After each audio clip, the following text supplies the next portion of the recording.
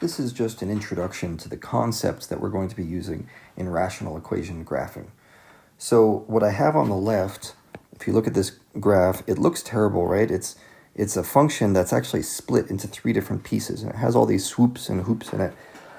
And then there's also things happening with intercepts and holes, and there's a y-intercept, and we're going to learn how to write a function that would match this graph, or vice versa. We're going to use a rational function and then graph it, all without calculators. And it's actually not too hard once you get a handle on the basic vocabulary and the way the equations work. So I'm going to go over those points now. First, I want to talk about x-intercepts and y-intercepts. Well, you should remember these from previous work with polynomials.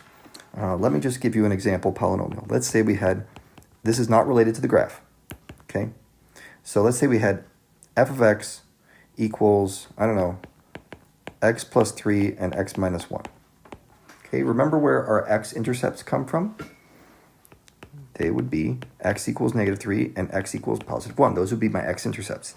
Now, what's different with rational functions? It's like a polynomial with a fraction, right? And this is our polynomial not even changed. It's just I wrote it as a fraction divided by 1. Well, where are those x-intercepts? They're on the top of the fraction. So that's where we're going to be looking for our x-intercepts. We're going to be looking at the top of our rational functions.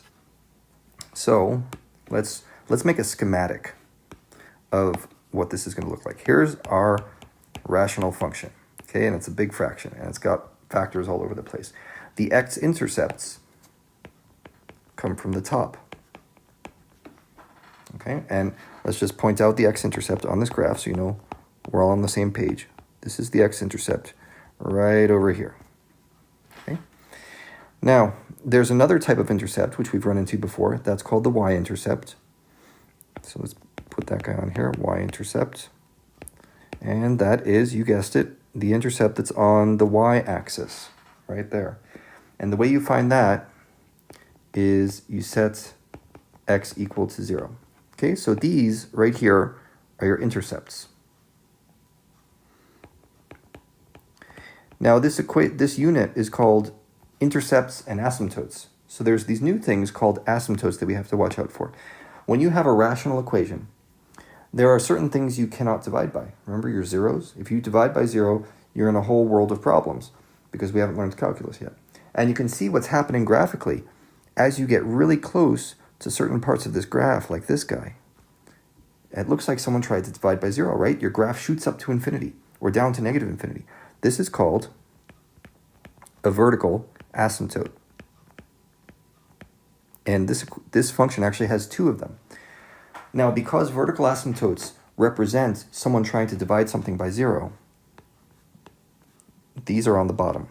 Okay, there's my vertical asymptote. And you might have 1 or 2 or 3 or however many vertical asymptotes. Now, there's one more type of discontinuity.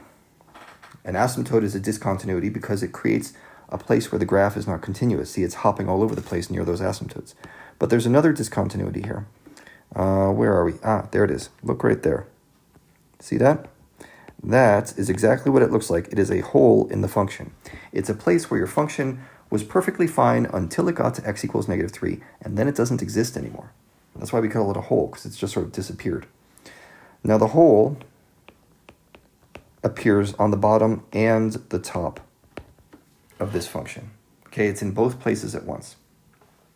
So let's try to use this idea that we've just written here and see if we can come up with an example equation that would fit this graph. And let me just grab another picture of this. We're going to move this down here because I'm getting a little, oh great, brought everything. That's perfect. Getting a little cluttered.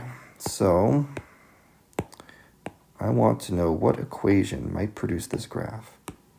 So let's go through it and kind of figure it out. Let's say f of x, and this is just going to be a guess. Let's say f of x equals this big fraction. What goes on top? X-intercepts, right?